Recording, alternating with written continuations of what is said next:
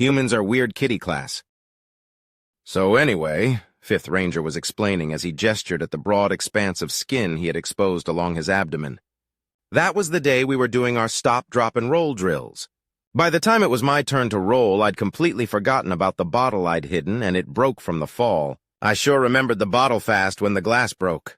But I knew I shouldn't have had it under there, so I didn't cry or let the teachers know what had happened until the cuts had bled through my shirt and the teachers saw. Fascinating, Fourth Cousin said. You genuinely did not consider massive laceration to your dermal surface a problem? Not one worth getting in trouble for, Fifth Ranger said with a shrug. But hey, I was just a kid. My brain wasn't firing on all cylinders, if you know what I mean. I am constantly amazed by how casual you mammals are about damage to your outer membrane, Fourth Cousin said, shaking her head as her antennas twitched. Our skin's designed to take a beating, Fifth Ranger replied. It's not that big of a deal. Biological differences and all that. So what is a stop, drop, and roll drill? Fourth Cousin asked. Training on what to do if our clothes catch fire, Fifth Ranger said. It's about how to smother the flames. Fourth Cousin's antenna curled in horror, and her frill dropped to press against her neck. Fifth Ranger's lips quirked in a sign of amusement, and he tilted his head to the side. Just out of curiosity, he said. What about that horrified you? Your training, she said slowly as her frill began to flutter in confusion, assumes that small children will catch fire. Accidents do happen, he said with a shrug. Did you ever catch fire? She asked. Well, no, he replied. But I know what to do if I did. Humans are weird call and response. For one blessed day, the shared data processing space on the integrated base had been calm, quiet, and in general an efficient work zone.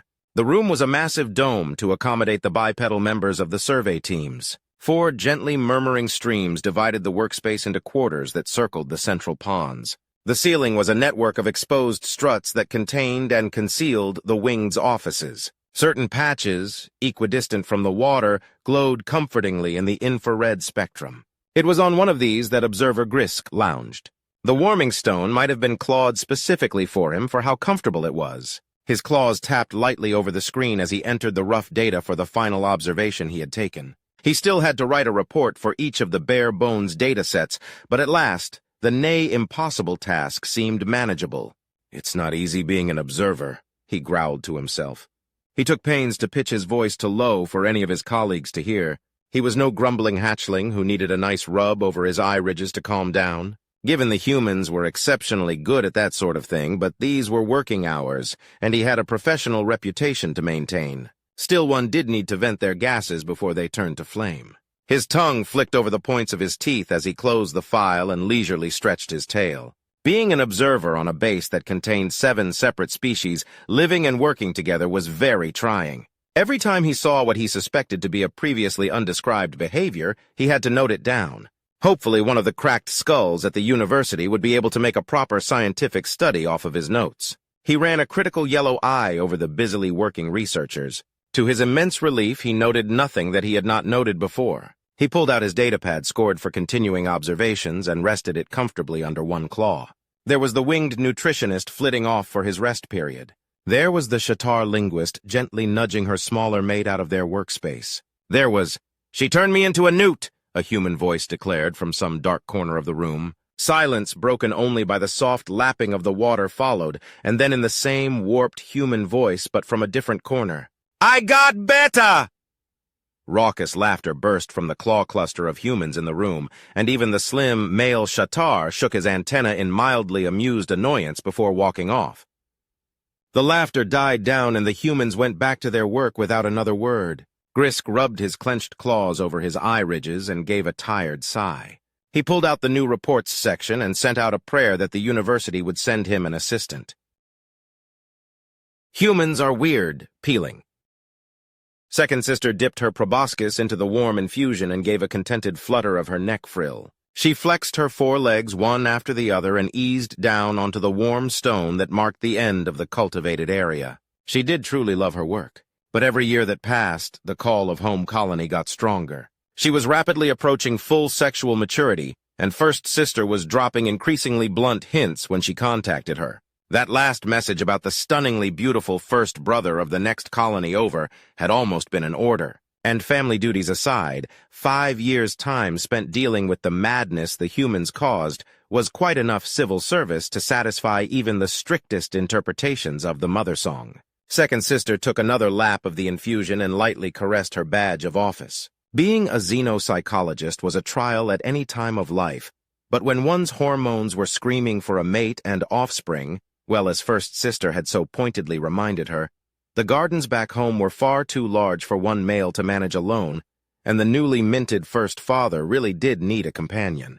Fetching one home for him was a social duty every bit as much as riveting their place in the larger intragalactic community was. Her musings were interrupted by an alert that made her frill snap up with surprise and confusion. It was one she only heard rarely, and she scrambled to snatch up her calm without spilling the infusion. She licked her eyes rapidly, and her antenna flicked in consternation. Emergency psychiatry meetings were not something she had even fathomed existing before she began working off-world, but they did in fact exist as prolonged exposure to humans had taught her. "Second sister," she announced into the comm after taking a moment to force her voice down into the universal tones. "Thank the mother song," chattered a voice that was not so modulated at all. "You will not believe what I just saw one of the humans. Please meet me in the private consulting room," second sister said, putting as much sternness into her tone as she could. The voice on the other end continued to chitter, and she stood and began striding briskly towards the point of origin as indicated by the comm display. She almost envied the amount of emotion other species could put into their purely audio speech. Even vidcoms didn't properly convey body language. For instance, she rounded the corner on the blathering Shatar, who had contacted her, and arched to her full height, flaring her rather large frill and extending her antenna straight up. The caller, a 14th sister from a mechanical colony, immediately dropped into a submissive position, and her trembling tactically calmed. "Now," second sister said, curling her antenna tightly in firmness, "please come into my consulting room immediately." 14th sister meekly preceded her into the alcove and eased into a seat. Second sister followed her and composed her own kinesthetics into a broadcast of sympathetic attention, as she had been taught. Within, she was rather exasperated with the display. Even a teen sibling should have better control than this. Whatever was the inciting incident, she hoped her own 14th sister would be calmer in such a situation. "It was a human!" This 14th sister finally blurted out, her collar flaring in distress. "He was peeling off his skin," second sister started in amazement. "Did you report this to the proper medical personnel?" she demanded, revising her opinion of the other Shatar's mental state. "I did!" "I did!" 14th sister went on, her antenna rubbing spasmodically in a cleaning gesture. "Of course I did!" "He fussed at me for being overly dramatic, but—" second sister silenced her with a raised hand. "Is the human in question receiving proper medical care?" she asked. Yes, 14th sister said. "Then please start at the beginning of your story," second sister ordered. "We are here for your sake, not his." "Yes, I was," 14th sister began. "I was gathering up the sample of the detritus in the outer airlock as part of the grist survey. One of the humans came in second field ranger, I mean Ranger Mihata." "That is how they prefer to be addressed," second sister agreed. "Well, Ranger Mihata entered and cleaned those foot armor they call boots," 14th sister went on. "Cleaned his boots in the required way, and before he put on his base foot coverings, sat down on the bench and twisted his limb up in that perfectly awful position they do when they want to examine their, what do you call them? Soles of their feet," second sister offered. "Yes," 14th sister flared out her neck frill. "Why can't they just be normal and look over their shoulders like we do?" she demanded. "I know they can. I've seen humans do that." "What did he do then?" second sister pressed. "He looked at the soles of his feet and then—" 14th sister twitched from talon to antenna tip for a moment before she went on. He gave a grunt, I think of dissatisfaction from the way his fleshy face was all contorted. Then he reached down and grabbed a loose flap of flesh.